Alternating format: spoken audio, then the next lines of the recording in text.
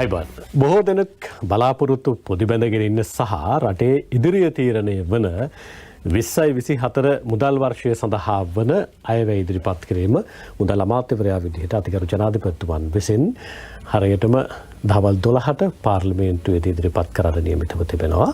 ඊට පෙරවදනක් විදිහට අපි මේ අයවැය මොන වගේ වෙයිද? ලෝක භාවිතාව ඇතුලේ මේ වගේ ආර්ථික අර්බුදයන් වලින් ඉදිරියට එන්න ඉදිරිපත් කරපු අයවැයන් ඇතුලේ අපිට ගන්න තියෙන ආදර්ශයන් මොනවාද? සහනෙක් පැත්තෙන් අපේ රටේ ඉතිහාසය ඇතුළෙත් අපිට අල්ල ගන්න පුළුවන් සහ අපිට පරමාදර්ශී විදිහට යොදා ගන්න පුළුවන් අයවැය භාවිතාවන් මොනවද කියලා අපි හිතුවාද ටිකක් කතා කරන්න අයවැය ඉදිරිපත් කරන මොහොත දක්වා.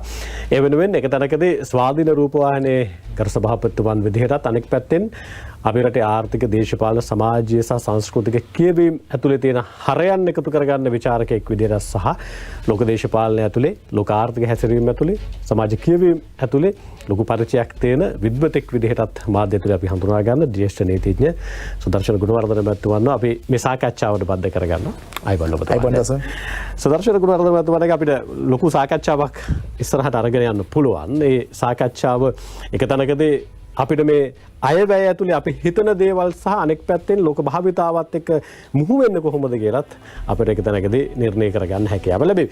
අයවැය ඉතිහාසය ගැන කතා කරද්දී 78 වෙනි අයවැය තමයි අතිගරු ජනාධිපතිතුමන් විසින් අපේ රටේ පාර්ලිමේන්තුවට ඉදිරිපත් කරන්නේ. ඒ වගේම අපිට අතුරු සම්මත ගෙනුම් 12කුත් පාර්ලිමේන්තුවට ඉදිරිපත් වෙලා තියෙනවා.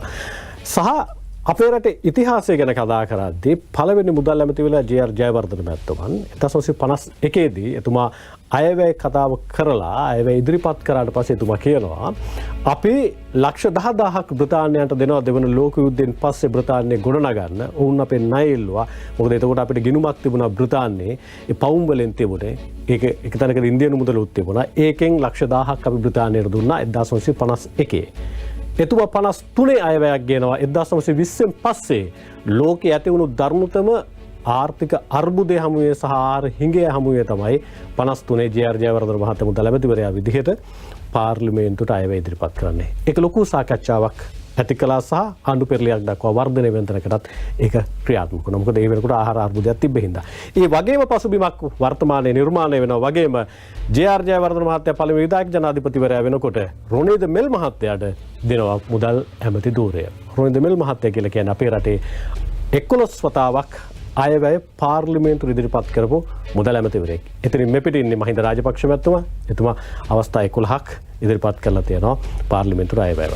අපි ලෑස්ති මේ පෙරවදනක් සපය ගන්න අපේ රටේ කීර්තිමත්ම මුදල් ඇමතිවරයෙක් විදිහට 11 වතාවක් පාර්ලිමේන්තුවට අයවැය ඉදිරිපත් කරපු එක අතුරු සම්මත ගිණුමක් ඉදිරිපත් කරපු රොනීල්ද මෙල් මහත්තයා කරපු කතාවකින්. මේක හරිය වටින කතාවක්. අපි එතනින් සාකච්ඡාව පටන් ගමු. කතාව අහලා ඉන්නකෝ.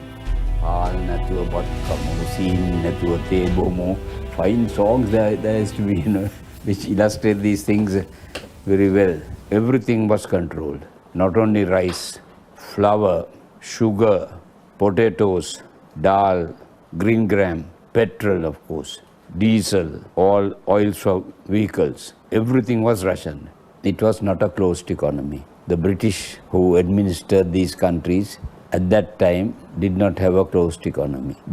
And the UNP government which came into power in 1947 virtually continued the British policies, and they were blamed for it, saying that you are stooges of the British. They continued those policies till 1956 when Mr. Bandaranaike came into power. 56, Mr. Bandaranaike defeated the UNP for the first time. Then some of the left ideas or socialist ideas were brought into government policy by Mr. Bandaranaike. Though he himself was not a member of either the Communist Party or the Lanka Samaj Party or Philip Gunawana's party, still into the SLFP he brought some socialist policies. He brought the multi-purpose cooperatives into the country. So like that he brought some mild socialist reforms. 67 election, by-election. I won again as an SLFP member. In 73, I resigned from the SLFP, made a thundering speech giving out all the faults and failings of the SLFP, and I became an independent member. I didn't immediately join the UNP. 2 years I was an independent member of parliament. Those days you could be independent members. There were about 5 independent members and they made the best speeches in parliament at that time because they owed no allegiance to any party.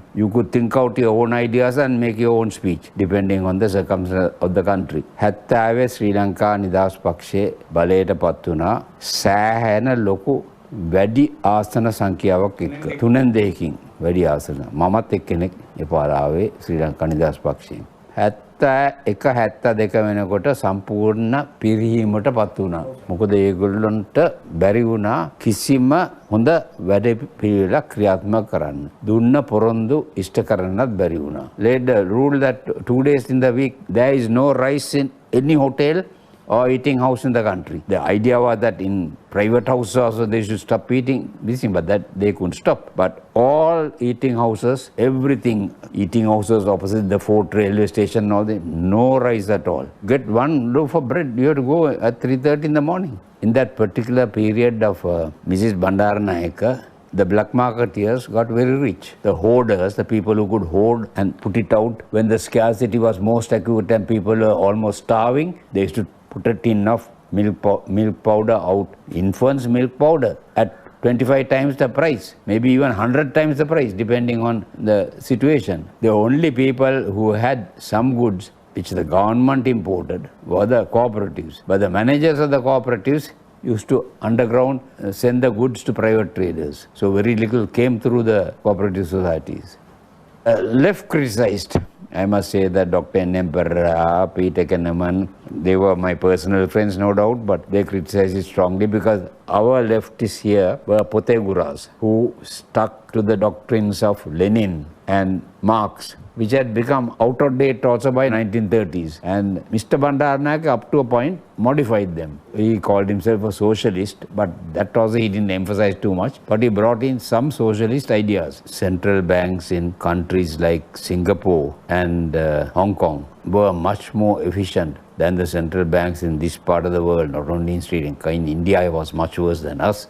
Pakistan was much worse than us. Bangladesh was totally worse than us, because they had always been working on an open economy. They had never changed into a communist system or a socialist system. So they were going on refining and developing and improving the open economy and making it a little more humane, shall you say. From the angle of natural resources, we are one of the poorest in the whole world. Though of course we have a wonderful climate. That sort of way we are good.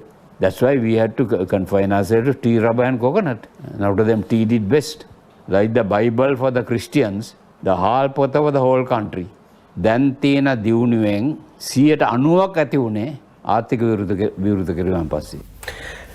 සදාචාර ගුණවර්ධන මහත්තයා මේ තමයි අපේ රටේ කීර්තිමත්ම මුදල් අමාත්‍යවරයා විදිහට අපි හඳුනා ගන්න කෙනා. මං කියවලා තියෙන මං අහලා තියෙන රොනීද මෙල් මහත්තයා රටකට ගියට පස්සේ how are you කියලා අහන්නේ. ඒ රටවල් වල ඉන්න අග්‍රාමාත්‍යවරු අමාත්‍යවරු සමහරවිට වර්තමානයේ ඇමතිවරු ගියාට පස්සේ who are you කියලා අහන්නේ. ඔක තමයි වෙනස කියලා මං දැනගත්තේ. සාමාන්‍යයෙන් මං කියවලා තියෙන ඇතුලේ රොනීද මෙල් මහත්තයා මාට මුණ ගැහෙන්නේ. දැන් එතුමා කියන කතාව සහ ඒ කාලේ ආර්ථික පරිවර්තනයන් සහ ඒ ආර්ථික පරිවර්තනයන් එක්ක මුණ ගැහිච්ච අභියෝග ජය ගන්න යොදාගත් උපක්‍රමෙනුත් තියෙනවා. සහ අනෙක් පැත්තෙන් එතුමා කියන කාල පරිච්ඡේදයක වගේම තමයි අපිත් දැන් ඉන්නේ.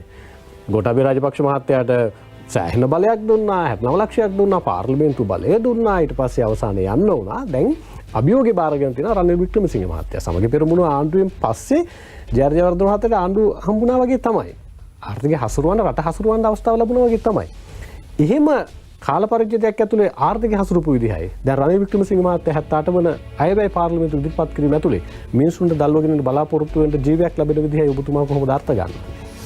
ඔව් දසුන් මම හිතන්නේ මේ සාකච්ඡාව පටන් ගන්න හොඳම ආරම්භය තමයි ගත්තේ මේ රොනිල් මෙල් මහත්මයාගේ කතාවක්.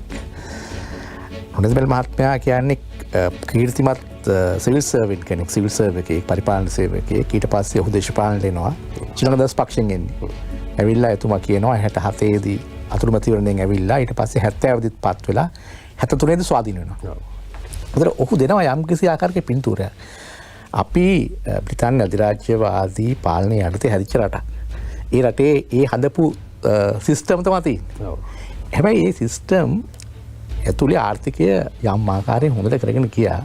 නමුත් පසු කාලීනව විශේෂයෙන් බණ්ඩාරනායක මහත්මයා බලයට පැමිණීමත් එක්කම යම් කිසි සමාජවාදී ආර්ථික මොඩල් එකක් ඇතුළට එන්න පටන් ගත්තා. ඒතකොට මේ එතුමා කියනවා බණ්ඩාරනායක කියන්නේ සමාජවාදීෙක් නෙමෙයි. නමුත් වාමාංශික පක්ෂවල බලපෑම කොච්චර තදින් තිබුණාද කියන එක. දැන් ඒක අදටත් ඒ වගේ තමයි. ඔබ හරියටම කිව්වා ගෝඨාභය රාජපක්ෂ මහත්මයා ජනාධිපතිවරට පත් වෙන්නේ 2019 අග එවකට තිබිච්ච රාජ්‍ය පරාජය කරා. හැබැයි ආර්ථික අර්බුදයක් ඇති වුණා. ආර්ථික අර්බුදයේ දේශපාලන අර්බුදයක් ඇති වුණා. ඇති වෙලා සයවරක් ලංකාවේ අගමැතිවරයා දරපු සක්දාතික පක්ෂයේ නායකයා රනිල් වික්‍රමසිංහ මහත්මයාට සිදු වුණා. ඇවිල්ලා ආණ්ඩු බාර ගන්න. එතකොට අර ඒ කාලෙත් ඒ වාමාංශික ජනප්‍රියවාදී රෙටරික් එක අලංකාරෝක්ති ප්‍රබලයි. 2019 වෙනකොටත් ඒවා ප්‍රබල වුණා. දැන් ආපහු ඒවා ප්‍රබල වෙලා තියෙනවා. ඉතින් ඒකත් එක්ක තමයි ඒ අලංකාරෝක්ති ඔස්සේ රට පාලනය කරන්න ගියාම තමයි අත් වශයෙන් රට මේ තත්ත්වයට පත් වෙලා තියෙන්නේ. දැන් එතනින් එහාට ගෙන යන්න මේ අයවැය මගින් වර්තමාන ජනාධිපතිතුමා මුදල් ඇමති වශයෙන් අඩිතාලමක් දමනවා. දැන් වර්තමාන ජනාධිපතිතුමාට තියෙන වාසිය තමයි එතුමා 77 මේ රොනිදෙමල් මහත්මයා මුදල් ඇමති වෙච්ච කැබිනට් එකේ සමාජිකයෙක්. ඔව්. මේ වෙච්ච විපර්යාසයන් සියල්ලම ඔහු දැක්කා. දැන් රොනිදෙමල් මහත්මයා 89 දී 88 ජනාධිපතිවරණ අවස්ථාව වෙනකොට 11 පතාවක් ආයවැය ඉදිරිපත් කළා. ඔහු පක්ෂ මාරු කරා. ඔහු එක්කහු වුණා ශ්‍රී ලංකා දාස් පක්ෂයට. ශ්‍රී මණ්ඩලනායක ප්‍රතිනිධි සහාය පරක. නමුත් ඒ ජනාධිපතිවරණයෙන් ඇය පරාජය වුණා. මහ බැංකුව සහ ආර්ථිකය එතනින් පස්සේ ඇත්තටම හැබැයි රොනිදෙමල් මහත්මයා ග්‍රහණයෙන් ගිලිහුණාට පස්සේ වෙන පැත්තට ගමන් කරා කියලා කියන්න පුළුවන්.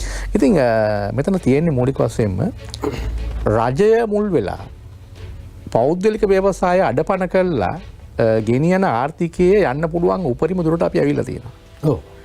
දැන් අපට අවශ්‍ය වෙන්නේ ඇත්ත වශයෙන්ම පෞද්ගලික ව්‍යවසායයන් වර්ධනය කළා ඒවා ශක්තිමත් කරන ගමන් රාජ්‍යය යම්කිසි ආකාරයක නියාමන කාර්යයක් කරන ආර්ථිකයක්. හැබැයි ඒක එකපාරට පරිවර්තනය කරන්න බෑ.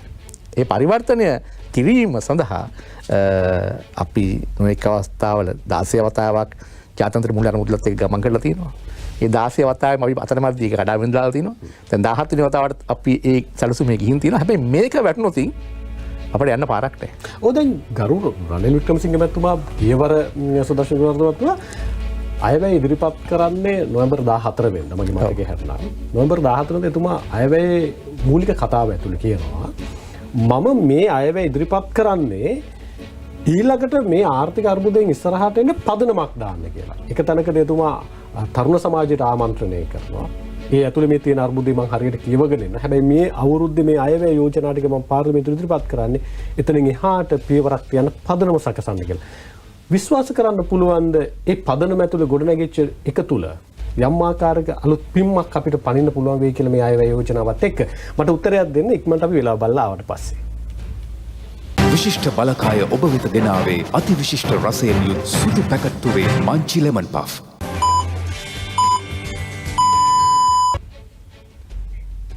සුදර්ශන ගුණවර්ධන ඔව් අනිවාර්යෙන් ඉපිම පයින්න වෙනවා. දැන් ඔබ හරියටම කිව්වා කලින් අවස්ථාවේදී පදනමක් තමයි දැම්මේ.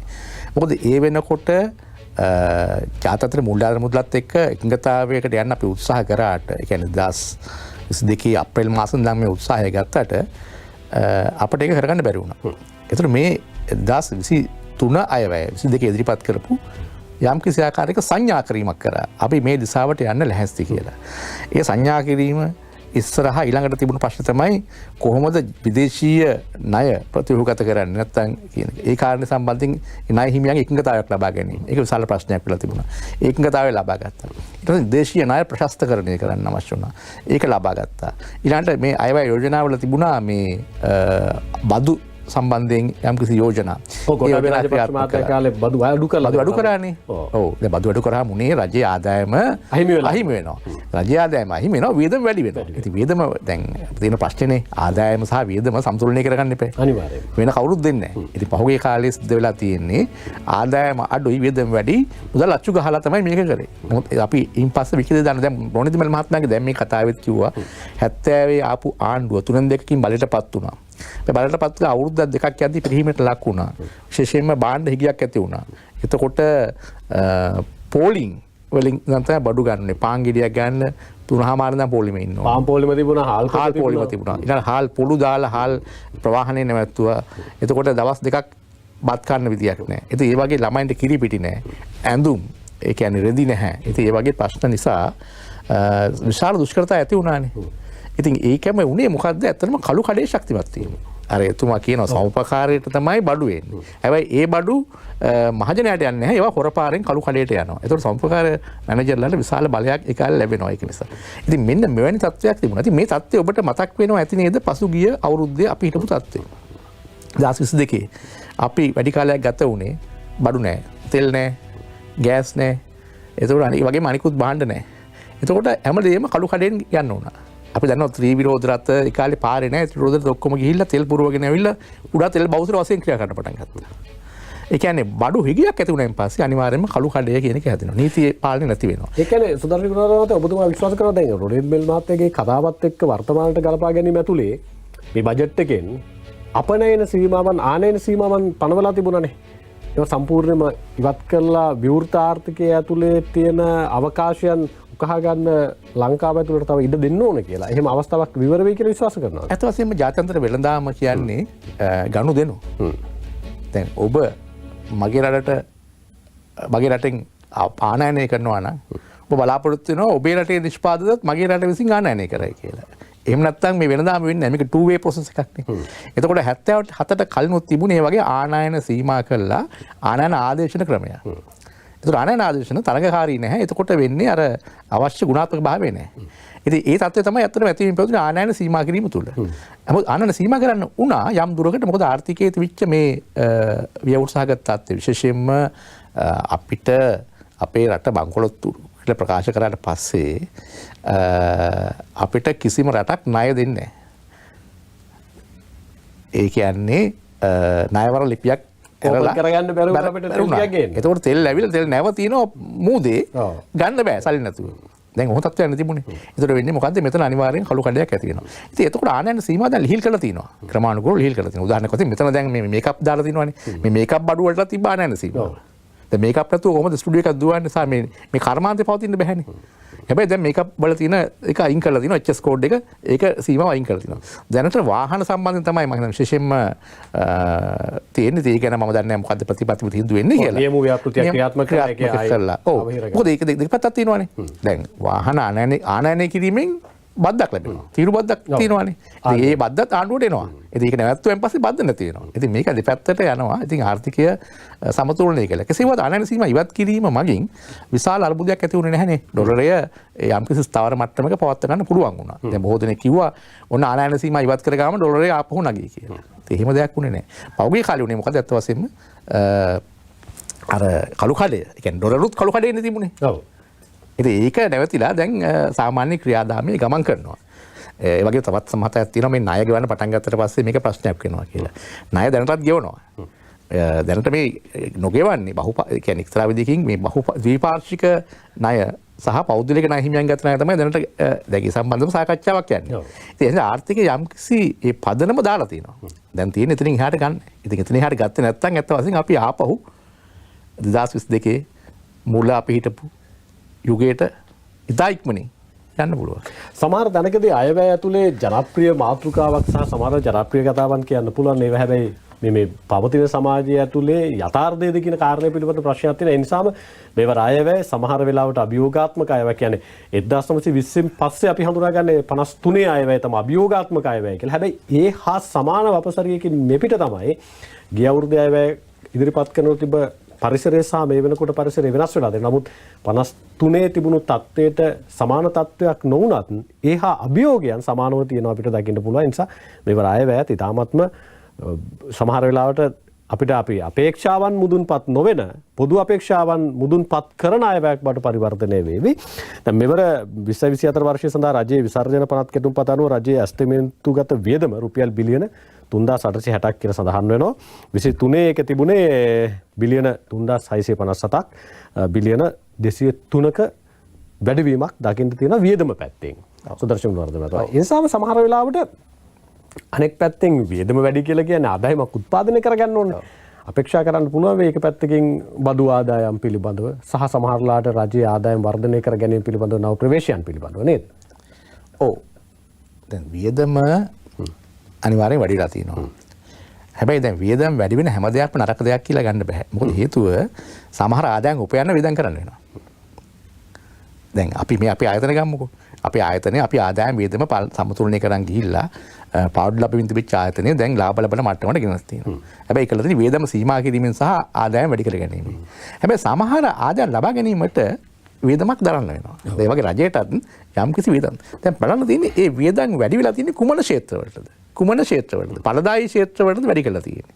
අන්න එතකොට තමයි මේක බලන්නේ. ඉතින් මම දන්න විදිහට මෙතන මේ වැඩි කිරීම කරලා තියෙන්නේ. ඒ විග්‍රහය දිහා බලුවන් පස්සේ පේනවා වඩා ඵලදායී ක්ෂේත්‍රවල වියදම් වැඩි කරලා තියෙනවා. විශේෂ අධ්‍යාපනයට වියදම් කරන්න වෙනවානේ. අනාගත ආයෝජනයක් අධ්‍යාපනයේ. සෞඛ්‍ය කෙනෙකුට වියදම් කරන්න වෙනවා. ඒක අඩු කරන්න බෑ. ඒ වගේම රටේ ආරක්ෂාව කියන එක සම්බන්ධයෙන් ගත්තත් ඒක නොතහරින්න බෑ. මොකද ආරක්ෂාවට තර්ජන නොඑක ආකාරයෙන් මතු වෙනවා. සමහරවිට ඒක නොසලා ගැරියොත් ආණ්ඩු පෙරළෙන තැනකට යන්න පුළුවන්. යන්න පුළුවන්. ඉතින් අත් වශයෙන්ම ඉතින් රජයේ ප්‍රධාන වගකීමක්නේ ආරක්ෂාව සලසන එක. විශේෂයෙන්ම පාස්කු ඉරිදා ප්‍රහාරය සම්බන්ධයෙන් තිබිච්ච මූලික අයිතිවාසිකම් නඩුකරේදී ඒ නඩුවට මමත් පෙනී හිටියා. ඒ නඩුවේදී දීපු තීන්දුවේ වැදගත්ම දේ තමයි රජයට විශේෂයෙන්ම ජනාධිපතිවරයා ආරක්ෂක ඇමතිවරයා වශයෙන් වගකීමක් තියෙනවා. රටේ ආරක්ෂාව සාතික කරන්න. ඒක නොතකා හරින්න බෑ. නොතකා හරියොතින් ඇත්ත වශයෙන්ම වගකීම එන්නේ ජනාධිපතිවරයාට. ඒ නිසා ආරක්ෂාව කියන එකත් ඇත්ත වශයෙන්ම ඊටාම බරපතල ලෙස ගන්න ඕනේ. ඉතින් ඒක සමහර වියදම් වැඩි වෙනවා. හැබැයි එතන තියෙන පළදායි නොවන වියදම් ටික අඩු කරගන්නීමයි තියෙන්නේ. හැබැයි මේක එක රැයින් කරන්න බෑ. මොකද දේශපාලන ප්‍රජාතන්ත්‍රයකනේ අපි කරන්නේ. මම පොඩි දෙයක් කියන්නම් දසුන් දැන් මෙතනදී මෙවැනි තත්ත්වයන් අභියෝග ඇති වෙච්ච රටවල් කීපයක් තියෙනවා.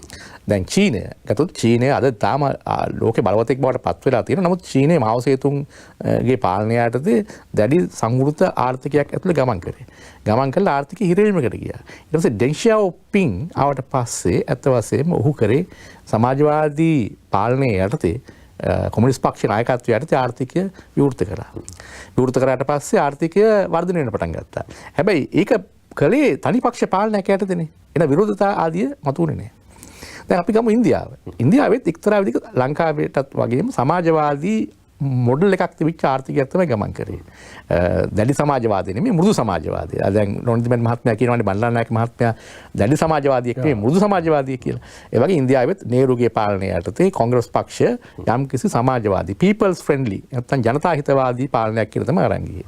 මේ අරගෙන ගියාම ආර්ථිකය හිර වුණා. ඊට පස්සේ 91 දී එවකට තිබිච්ච ආණ්ඩුවට මේ ප්‍රශ්නේ මුහුණ දුන්නාන් පස්සේ මන්මෝහන් සිං අගමැතිතුමා පස්සේ අගමැති වුණේ ඔහු මුදල් ඇමති වශයෙන්. ඔහු මේ ආර්ථිකය ප්‍රතිසංස්කරණය කිරීම සඳහා ජාත්‍යන්තර මූල්‍ය අරමුදල් සමග එකතාවයක් ඇති කරගත්තා. අපි එතන නවතිමු.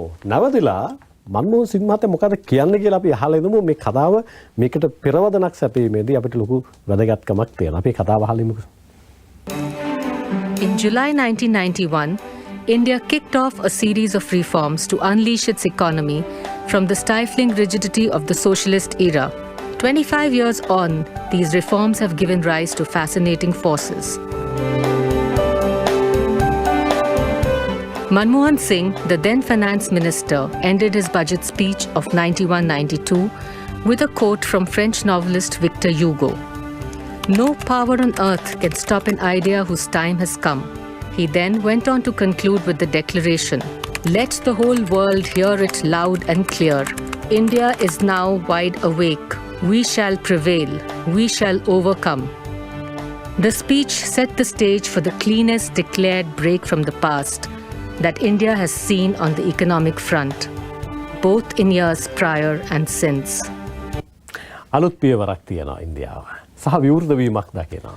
ඒ තුළ තමයි උන් ආර්ථික ඉලක්ක ජයග්‍රහණය කරන්නේ. ඇත්ත වශයෙන්ම දැන් ඒ අවස්ථාවේදී ඒක ලිහිසි වුණේ නැහැ. මොකද කාලයක් තිස්සේ රාජ්‍ය කේන්ද්‍රීය ආර්ථිකයක් තිබිච්ච දුගීන් ගැන මූලිකත්ව දීපු ආර්ථිකයක් තිබිච්ච රටක් වෙනස් කරන එක. දැන් ඉන්දියාව 91 දී 80 ගණන් වලදී චීනය ඒකම මම හිතන්නේ 1980 දී මාග්‍රට් තැචර් මහත්මිය බලයට පැමිණීමත් එක්ක එංගලන්තෙත් ලොකු වෙනසක් ඇති කරා. ඒතකල් කම්කරු පක්ෂ පාලනය යටතේ බොහොම සමාජවාදී අදහස්. සමාජවාදී පක්ෂයක් නෙමෙයි කම්කරු පක්ෂය. නමුත් සමාජවාදී අදහස් ඇතුව තමයි කම්කරු පක්ෂය කම්කරු පන්තියේ බලය තදින් ක්‍රියාත්මක වුණා.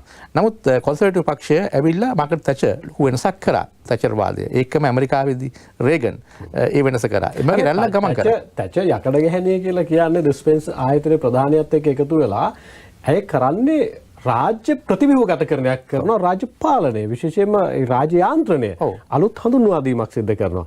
දැන් මට දැන් ඔබතුමායි කියපු කාරණාව ඇතුලේ මට හිතුනේ දැන් අපිටත් ඒ අවශ්‍යතාවය දැනෙනවා කියන තැනකද ඔබතුමා ආමන්ත්‍රණය කරලා ඇස් වෙන්නේ නැත්නම් ඇත්ත වශයෙන්ම මේක දැනෙනවා කියලා කියන්නේ දැන් අපි මෙහෙම හිතමුකෝ. දැන් අපේ ආදායම වියදම ගැන ඔබ කිව්වනේ. දැන් ගොඩක් වියදම් වෙන්නේ මොකටද? රාජ්‍යය නඩත්තු කරන්න. එතකොට පුද්ගලික අංශයෙන් සහ ඔබෙන් මගෙන් එකතු කරන බදු මුදල් එකතු කරලා සම්පූර්ණ රාජ්‍ය නඩත්තු කරන්න නම් යන්නේ අත් වශයෙන්ම ඒක ඵලදායී වෙන්නේ නැහැ. එහෙනම් මට ප්‍රාග්ධනය අවශ්‍යයි. එහෙනම් ප්‍රාග්ධනය අලුතෙන් ගියන නම් අලුත් ක්ෂේත්‍ර හඳුන ගන්න අවශ්‍යයි. එහෙනම් සමහර ක්ෂේත්‍ර පෞද්ගලික පැත්තට දෙන්න ඕනේ. දෙන්න රාජ්‍ය අංශය එතනින් අයින් වෙන්න ඕනේ. දැන් මම පොඩි උදාහරණයක් කියන්නම්. දැන් පුද්ගලික බස් දැන් බොහෝ දෙනෙක් විවේචනය කරනවා මේ පුද්ගලික බස් හරි පිළිවෙලක් නැහැ. පුද්ගලිකකරණේ නරක ආදර්ශයක් කියලා. දැන් පුද්ගලික බස් වල ප්‍රශ්න තමයි පුද්ගලික බස් සම්බන්ධයෙන් 2001 පමණ ලෝක බැංකුවෙන් ඉදිරිපත් කරපු යෝජනා තාම ක්‍රියාත්මක කළා නැහැ.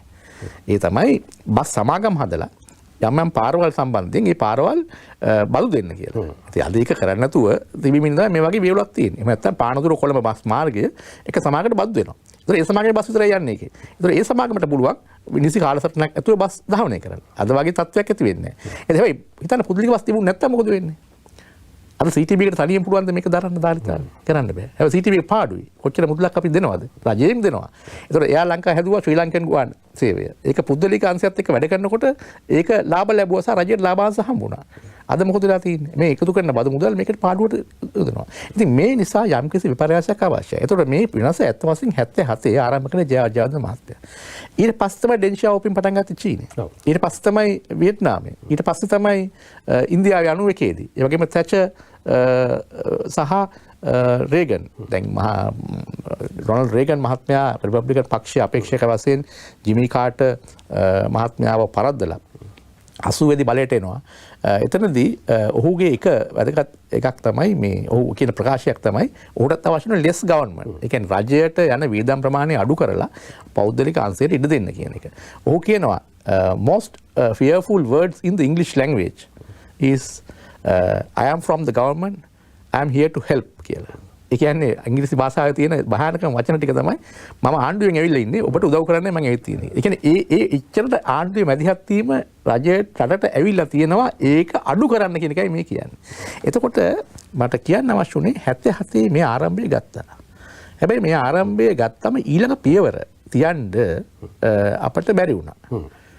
නමුත් අනිත් රටවල් මේක ගත්ත නිසා අද ඉස්සරහට ගිහින් තියෙනවා. මේ අයවැයෙන් එහෙම අපේක්ෂාවක් දල්ව ගන්න පුළුවන්. මම හිතන්නේ ඉතින් වෙන පාරක් මට පේන්නේ නැහැ. වෙන පාරක් මට පේන්නේ නැහැ කියලා කියන්නේ එක පැත්තකින් රාජ්‍යාංශය සම්පූර්ණයෙන් නැති කරන්න බෑ. රාජ්‍යාංශය යම් ප්‍රමාණයකින් තියෙන්න අවශ්‍යයි. ඒ රාජ්‍යාංශය මොකද රාජ්‍යාංශ සේවය කරන පිරිසක් ඉන්නවනේ. අපේ ආයතන රාජ්‍යයට අයිති ව්‍යාපාරයක්. මේ සේවය කරන පිරිසගේ සුරක්ෂිතතාවයක් තියෙන අවශ්‍යයි.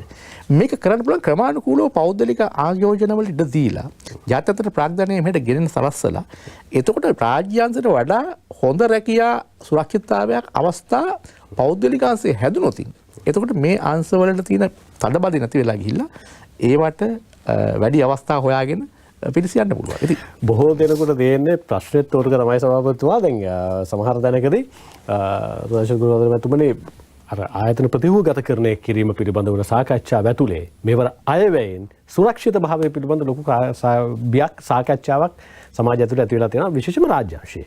සමහරලාට තව අපිට මිනිත්තු 30කින් අපිට බදින්න පුළුවන් වෙයි අයවැය ඉදිරිපත් කිරීම කාර්යයට මොකද්ද වෙන්නේ කියලා.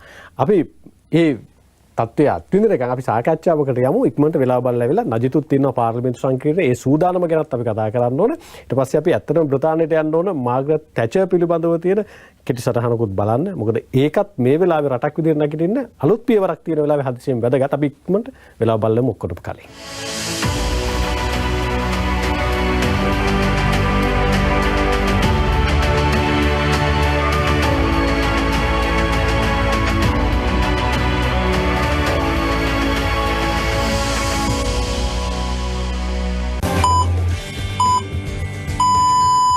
එකම කහටක රසය සුවඳ පාට හැම කෝප්පයකටම වැලිබන් කහට පොරොන්දුව.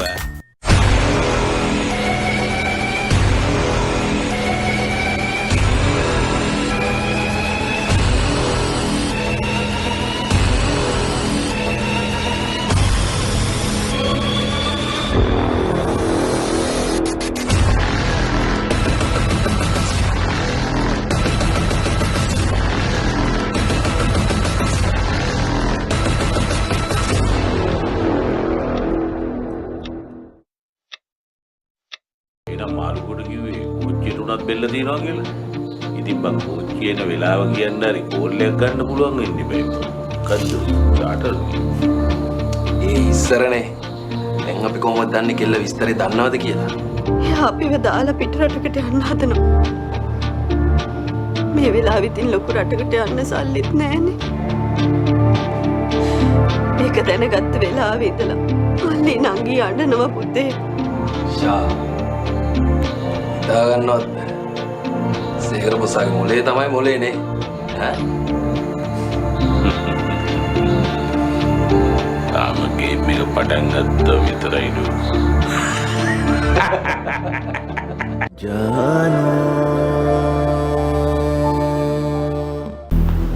බමුන් දිනුව කියලා දීතේපා. මොකද්ද? ඉතින් අනවශ්‍ය ප්‍රශ්න ටික නතර යනවද? කරේ ගේට් එකක් ලයින් සම්තිං එකක් හොයාගන්න පුළුවන් කටක් මේක. ඊට කියපුවම ඔය කෙනෙක් නම් තරහ ගැන කවුරුත් ගැන නෙමෙයි. ඈන් ගැන. තාත්තා ওই මිනිස්සුන්ට විරුද්ධ ඇක්ෂන් එකක් ගත්තොත් මා සාකි දෙනවා.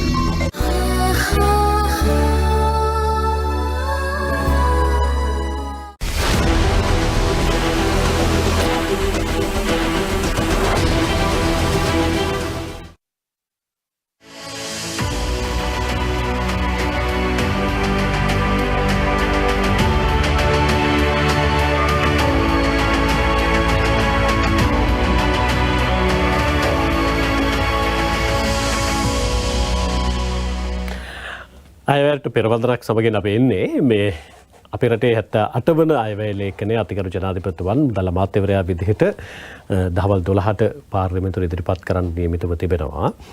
මෙවර වාර්තා වෙන විදිහට නම් අයවැය කතාව පැය කමාරක් විතර වගේ වෙයි කියලා කියන්නේ.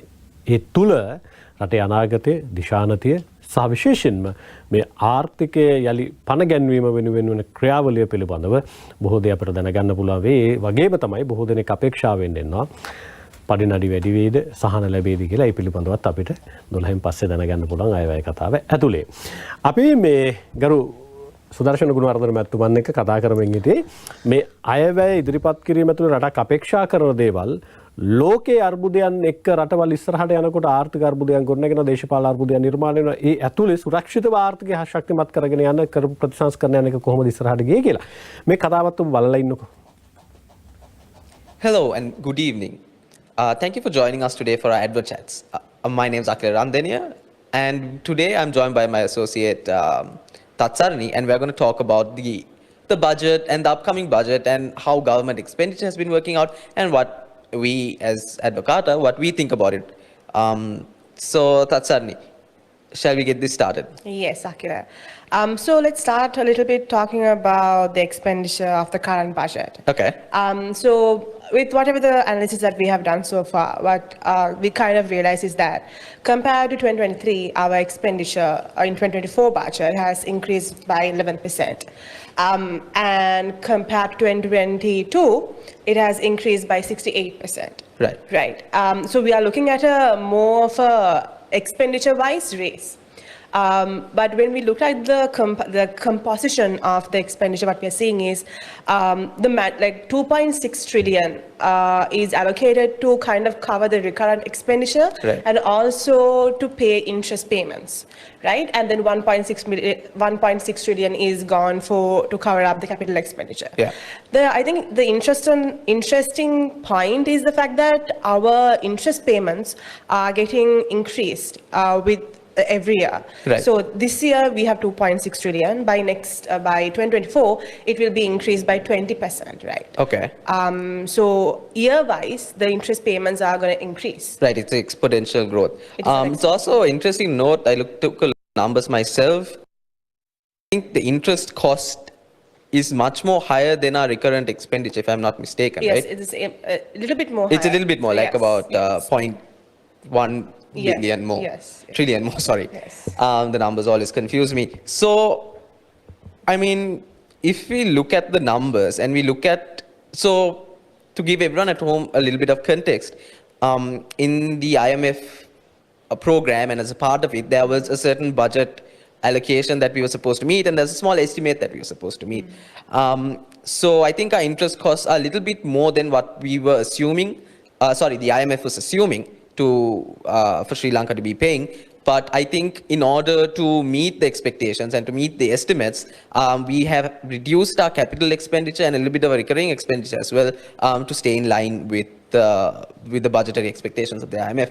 Interesting to note, I think this is the first time in our history that we've passed the 6 trillion marker in our budgetary allocations, right? Yes, yes, this is the first time. Yeah. So, I mean, monumental steps all around when you look at things. But, so, I mean, if you look at it, I mean, of course, everyone knows defense, one of our biggest expenditures. Sudarshana Gunawardena දැන් ඇත්තටම මේ අඩකාට මේ සාකච්ඡාව ඇතුළේ මතු කරන කාරණාව සහ අපි මේ 78 වෙනි අයවැය අරගෙන එන වෙලාවේ අපිට තියෙන අභියෝගය මේ ආර්ථික අභියෝගය යම් ආකාරයකින් IMF එකත් එක්ක තියෙන මේ හිරවීම සහ අනෙක් පැත්තෙන් ලෝකයේ අපි ණයවීම ඒක පියවා ගන්න දරන උත්සාහය සහ අනෙක් පැත්තෙන් මිනිස්සු අපේක්ෂා කරන ප්‍රතිලාභයන් මේ සියල්ල එකට මේකේ අපිට දකින්න පුළුවන් වෙයිද නැත්නම් අපිට එක ප්‍රශ්නයක් විසඳගෙන අනෙක් පැත්තෙන් අපිට උත්තර හොයන්න අවකාශයන් විවර වෙයිද මේ අයවැය ඇතුලේ?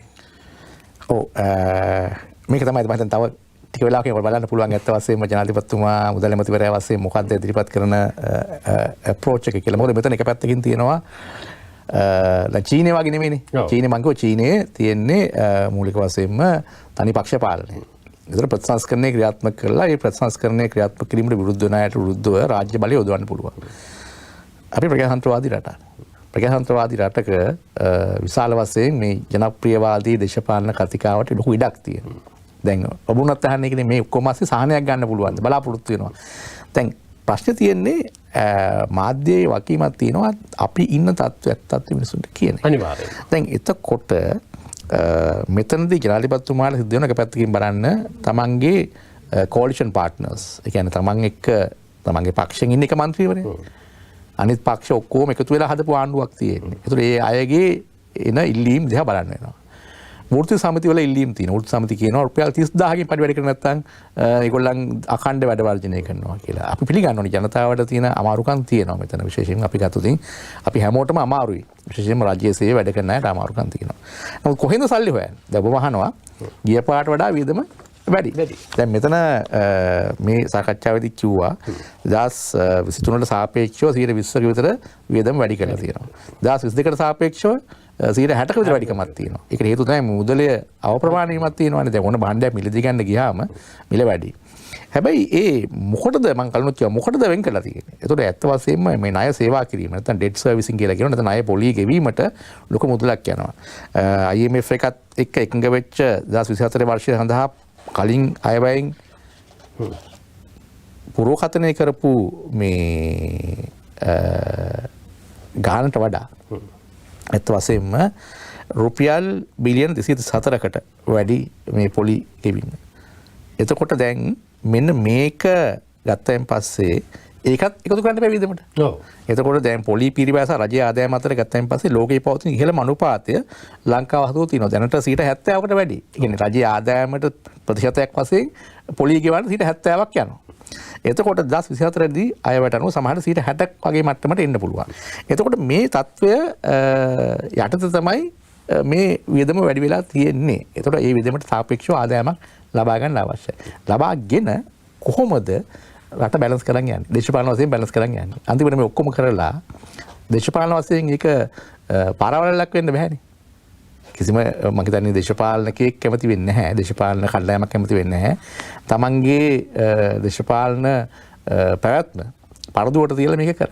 අර 53 අයවැය වගේ 53 අයවැය වගේ එක්තරා විදිහකින්. මට මොහොතකට අවසර දෙන්න මේ සුදර්ශන ගුණවර්ධන මැතිතුමනි අපි යන්න සූදානම් පාර්ලිමේන්තු සංකීර්ණයට නජිත් මාතරගේනවා 12ට අයවැය ආරම්භ කිරීමට නියමිතව තියෙන නිසා පාර්ලිමේන්තු සංකීර්ණයේ මේ වෙලාවේ තියෙන සූදානම පිළිබඳව අපි සූදානම් නජිත්ගෙන් දැනගන්න. නජිත් කොහොමද මේ වෙලාවේ සූදානම?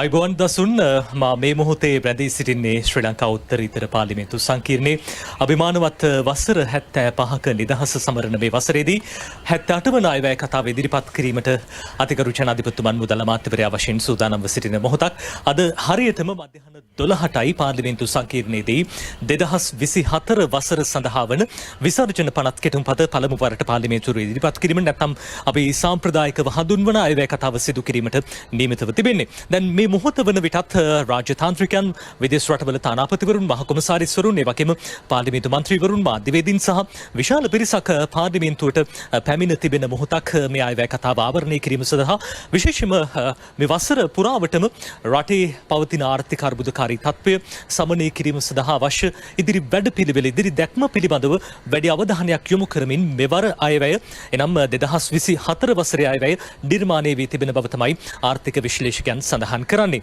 ඒ වෙනුවෙන් පැහැදිලි දැක්මක් සහ ඉදිරි වැඩපිළිවෙලක් සහිතව ඒ අයවැය කතාව ජනාධිපතිතුමන් විසින් සිදු කිරීමට නියමිතව තිබෙන මොහොතක්. දැන් අයවැය මෙවර ඇස්තමේන්තුගත වියදම වශයෙන් රුපියල් බිලියන 7833ක් රාජ්‍ය සේවාංශය වෙනුවෙන් රුපියල් බිලියන 3861ක් වෙන් කිරීමට කටයුතු කර තිබෙනවා. අපි සූදානම් මේ පිළිබඳ තවත් තොරතුරු ගෙනෙන රැඳී සිටින අප සමගින් මම නජිත් මාතරගේ පාර්ලිමේන්තු සංකීර්ණයේ සිට.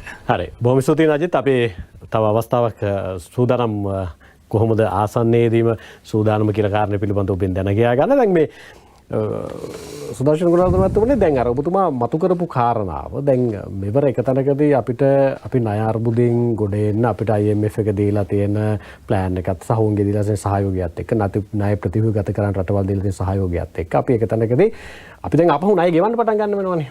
ප්‍රතිව්‍යුහගත කරන ඇතුලේ දැන් අපි ණය ගෙවා හිටියේ. එතකොට ඒ ගෙවීම කරන්නත් ඕනේ. සහ අනෙක් පැත්තෙන් මේ තියෙන උද්දමනයෙන් යම් ආකාරයක හානියක් වෙලා තියෙන එක සමාහන් කරගන්නත් ඕනේ. රනිල් වික්‍රමසිංහ මහත්තයා දැන් ඔබතුමා ආරම්භයේදීම කිව්වා අතීතයේ තිබුණු විපර්යාසයන් පිළිබඳව කියවීමක් සහ ජය ජයවර්ධන මහත්තයා පාර්ලිමේන්තුවේ සගයෙක් විදිහට හිටපු කෙනෙක්.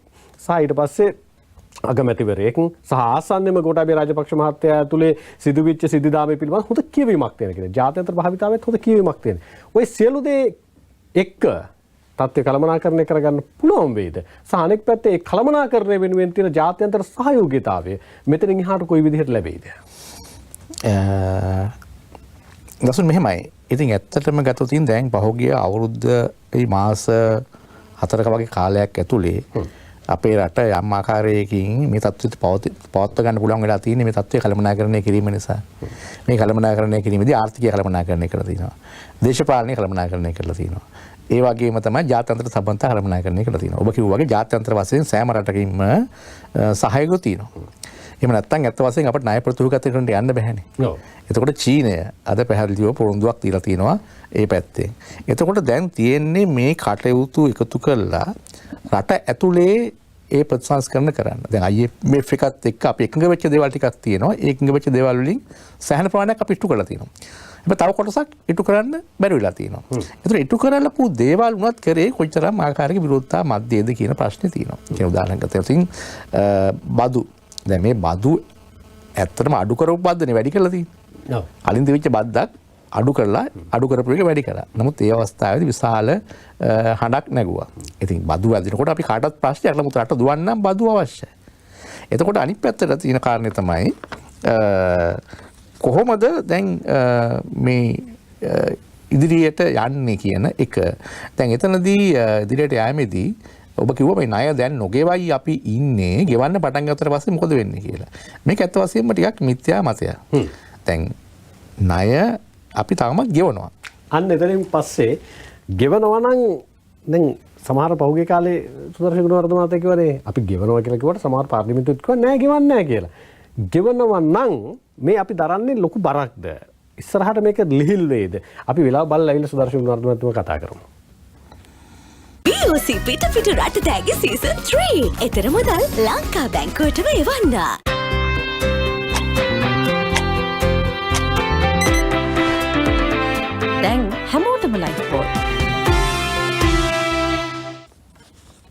කියන්නේ අපි මේ ණය ගෙවමින් යන කාල පරිච්ඡේදයක් ඒ අභියෝගයක් එක්ක අපි යන්නේ ඉස්සරහට. ඒ කියන්නේ මේ ණයවල කොටස් කීපයක් තියෙනවානේ. දැන් උදාහරණයක් වශයෙන් ගත්තොත් අපි ද්විපාර්ශ්වික ණය සම්බන්ධයෙන් තමයි ද්විපාර්ශ්වික ණය සහ පෞද්ගලික විශේෂයෙන්ම මේ අපි කියනවා ට්‍රෙෂරි bonds sovereign bonds ස්වෛරී බැඳුම් කර මත තමයි අපි දැන් නවත්තලා තියෙන්නේ මොකද අපි ඩිෆෝල්ට් වෙලා ඒ කියන්නේ අපි ඉල්ලලා තියෙනවා මේ සම්බන්ධයෙන් සාකච්ඡා කරලා ණය පොලි ගෙවන කාලේ වැඩි කරලා දෙන්න. ඊළඟට ණය ප්‍රමාණය සම්බන්ධයෙන් මේ හෑ කට් එකක් දෙන්න. කියන්නේ හය කට්ටයක් කියලා කියන්නේ මේ කොණ්ඩේ කපනවා වගේ ප්‍රමාණය අඩු කරලා දෙන්න. අපිට ගෙවා ගන්න පුළුවන් මට්ටමට දෙන්න කියලා. එතකොට මෙන්න මේක කරාම සම්පූර්ණයෙන්ම මේක ගෙවන්න පටන් ගන්නවා. දැන් එතකොට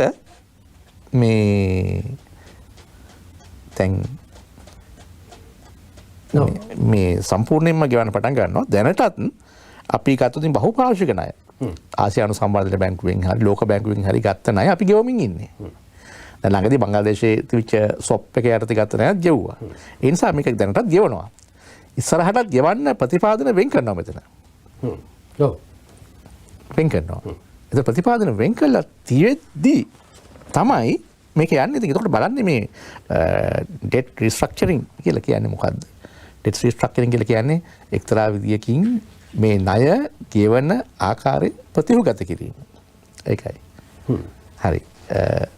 ඔව් දැන් අපි යම් ආකාරයකින් නේද ඒගොල්ලන්ට මේ සාකච්ඡාවේදී කිව්වා වගේ සභාපතිතුමා දැන් අපිට යම් ආකාරයක වියදමක් දරන්න සිද්ධ වෙලා තියෙනවානේ. ඒ වියදම වෙනුවෙන් එක තැනකදී බජට් එකේ දැන් අපිට මෙවර වියදම බිලියන 203කින් වර්ධනය වෙලා තියෙනවා. යම් ආකාරයකින් අපි මේ තියෙන අර්බුදයෙන් ගොඩනගෙන්න නම් එක තැනකදී අපි විධායකයට හරි ව්‍යවස්ථාදායකයට හරි කණ්ඩායමකට හරි කියලා අපි නිහඬව ඉන්නවද? සාහනික පැත්තෙන් බජට් එකක් ආපු වෙලාවට මට මතකයි එන්නම් පෙරේරා මහත්තයාත් එක තැනකදී කියනවා මට සුන්දර වචන කියන්න පුළුවන්. මට දුන්න මිනිස්සුන්ට මවාපෑමක් කරන්න පුළුවන්. ප්‍රාතිහාරයන් කරනවායි කියලා කියන්න පුළුවන්. හැබැයි ඒක හුදු වචන ටිකක් විතරයි. එතනින් එහාට මේකට අපිට කැපකිරීමක් සිද්ධ කරන්න වෙනවා. සහ මේක අපිට දරා ගන්න සිද්ධ වීමක් සිද්ධ වෙනවා කියලා. එන්නම් පෙරේරා මහත්තයා කියනවා එතුමගේ අයවැක් හදාව ඇතුලේ. දැන් අපිටත් මේ වගේ අවස්ථාවක් නිර්මාණය වෙලා තියෙනවා. අපිට මේක ඇතුලේත් අපිට දරා ගන්න සිද්ධ වීම සිදු වෙයිද අපිට? ඔව් දැන් මෙහිමයි දැන් ගත්තොතින් දරා ගැනීමක් කරන්න වෙනවනේ මොකද හේතුව රටක් ආර්ථික අර්බුදයකට පත් වුණෙන් පස්සේ ඒක හැමෝගෙම පිටින් යනවා. දරා නොගත්තොත් ඒත් යන්නේ සාමාන්‍ය ජනයා පිටින්. උදාහරණයක් වශයෙන් අපි හිතුව වැට් එක 115 18 දක්වා කරාට පස්සේ කරෝති. එතකොට මොකද වෙන්නේ? එතකොට කොහොම දිනාගේ වියදම වැඩි වෙනවා. දැන් withholding tax එක මම හිතන්නේ 5ට තියෙන්නේ. නම්දා ගැනීම බද්ද 10 කරන්න යනවා. 10 කරෝත් එතකොට එකක් එනවා. එතකොට දැන් ඒ වගේ දරා ගැනීමක් අවශ්‍යයි. මෙතන ප්‍රශ්න තියෙන්නේ දරා ගැනීම කුෂන් කරන්නේ කොහොමද? ඒ කියන්නේ මිනිස්සු දැනටත් සෑහෙන දුක් විඳින්මින් ඉන්නේ. ඒ දුක් විඳින්මින් ඉන්න තත්ත්වය කොහොමද යම් ආකාරයකට කුෂන් කරන්නේ? යම් කිසි ආකාරයකට ඉතින් ඒක තමයි මම හිතන්නේ මේ ආයවැය යෝජනා ඇතුලේ බලාපොරොත්තුවක් තියෙන්නේ කොහොමද හැම පැත්තම බැලන්ස් කරලා මේක කරන්න කියලා. ඉතින් යම් ආකාරයක ජාත්‍යන්තර සහයෝගයක් තිබෙන නිසා මේක කරන්න පුළුවන්. නමුත් මූලික වශයෙන් කළ යුතු ප්‍රතිසංස්කරණ කල් දමන්න කිසිම හැකියාවක් නැහැ. වහ කළ යුතු ඒ ප්‍රතිසංස්කරණ නොකර ඉන්න තාක්කල් අපේ අර්බුදය තව තියුණු වෙනවා. ඒ කියන්නේ සරලව කිව්වොත් අපේ ආදායමෙන් 70%ක් ණය පුලි ගෙවන්න නම් වෙන් වෙලා තියෙන්නේ. එතකොට කොහොමද දුවන්නේ? ඊට පස්සේ දැන් අපේ රිකරන්ට් කියලා එක්ස්පෙන්ඩිචර් කියලා කියනවා. රිකරන්ට් එක්ස්පෙන්ඩිචර් ප්‍රමාණය ණය පොලි වලට වඩා පොඩ්ඩක් අඩුවෙන් දැන් තියෙනවා. දැන් ඒක තමයි ඇඩ්වොකේට් සාකච්ඡාවේදී කියන්නේ. ඉතින් මේක එතකොට රජයේ ආයතන ප්‍රමාණය වැඩි වෙන්නේ ඒ වලට ගෙවන ප්‍රමාණය වැඩි වෙනවනේ. එතකොට පඩි ගෙවලා විශ්‍රාමයට ගෙවෙන් පස්සේ වෙන මුකුත් කරන්න විදිහක් නැහැ. දැන් උදාහරණයක් වශයෙන් මම සරල උදාහරණයක් කියන්නම් මේ පාලම කඩා වැටෙන ආසන්න මට්ටමට පත් වෙලා තිබුණා. එතකොට මේ සම්බන්ධයෙන් ජනාධිපතිතුමා මැදිහත් වෙලා මහා මාර්ග ඇමතුමා ජනමාධ්‍ය ඇමතුමා දෙන බන්දුකුණ රජ ඇමතුමාට කිව්වා ඉක්මනින් මේ සම්බන්ධයෙන් පියවරක් ගන්න කියලා. ඒක තාවකාලික පාලමක් ඉදි කරා. එතකොට මාධ්‍යවේදීන් ඇවිල්ලා ඇහුවා මේක කරේ ඇත්ත වශයෙන්ම මේ මාධ්‍යයෙන් කියපු නිසා නේද කියලා. එතුමා කිව්වා මේ වගේ පාලම් 10ක් තියෙනවා. මේ 10ම හදන්න සල්ලි නැහැ. මේකත් කරේ ඇත්ත වශයෙන්ම මේ අන්න ඒකයි දැන් මේ තත්ත්වෙත් මෙහෙම ගියොත් ආර්ථිකය විතරක් නෙමෙයි රට විශාල වශයෙන් නොඑක් තැන්වල කඩාවැටීම් වෙන්න පුළුවන්. බෙහෙත් තිගිය ඇති වෙනවා. ප්‍රවාහනයේ ප්‍රශ්න ඇති වෙනවා. පාරවල් ප්‍රශ්න ඇති වෙනවා. ඉතින් ඒ හින්දා මේක ඉක්මනින් විශ්ලේෂණය කර තරමට තමයි අපිට ඉස්සරහට යන්න පුළුවන් වෙන්නේ. මාග්‍රට් තැචර්ගේ භාවිතා පිළිබඳවත් අපි මිනිත්තු 2ක් විතර වෙන් කරමු අපිට පොඩි කාල සීමාවක් තියෙන්නේ. මාග්‍රට් තැචර්ගේ භාවිතාව අපි සාකච්ඡාවට බඳුන් කරලා මොකද ඒ ඇතුළෙත් අපිට ඇත්තටම මේ අර්බුදයෙන් ඉස්සරහට යන්න හොඳ කියවීමක් උත්තේජනයක් ලබා ගන්න පුළුවන්. අපි එතන ගිහිල්ලා අවිල්ලා යලි මුණ ගැහිමු. I am always prepared to work with the trade unions on things which I and they and the vast majority of people believe in, which is a fair deal for the whole population. Everything about this government is restraint. You don't build a new healthy economy that way. If you're spending too much, you must reduce your spending. So that is not in issue. It's a very silly person who says, I'm going bankrupt the way I am, but I can't afford to cut, so don't ask me. Yes, but so where? you've got to cut. Look, you've got to cut. The only things I have in life are the things that I've got from my own work. I'm the first to know that if ever there's a fear of loss of job, a wave of alarm would go through me. I'm amazed that people tolerate 1.5 million unemployed from socialism. But where have the jobs come from? Recently, look at the whole of North Sea oil, new jobs, new opportunities, every penny of it by private enterprise, every penny. Obviously, I listen very carefully to their modern speeches. Some of them now read as if they've learned some of the lessons which we've been speaking for 2 years. But last time we got a loan, 3 months ago, I said I thought it might last 6 months. Margaret Thatcher යකඩ ගැහැණිය ලෝකේ සමහර තැන්වල ලොකු අභියෝගයක් ආවට පස්සේ අභියෝගය ජයග්‍රහණය කරගෙන යන්න තමන්ට තිබුණු ආර්ථික විඥානය ලෝකයේ තිබුණු භාවිතාවන් ඔක්කොම මුඛාරගෙන ඉස්සරහට ගියපු කෙනෙක්. අපිට එතනින් ගන්න තියෙන ආදර්ශය මේ වෙලාවේ මොකද්ද සුදර්ශන ගුණවර්ධන මැතිතුමනි? ඔව් දැන් එතුමිය කියනවා මේ සාකච්ඡාවේ සම්පූර්ණ සාකච්ඡාවේම බැලුවා. ඒකෙදි කියනවා මම ලෑස්ති I am prepared to speak to the trade unions. වෘත්ති සමිතියක කතා කරන්න මම ලෑස්ති.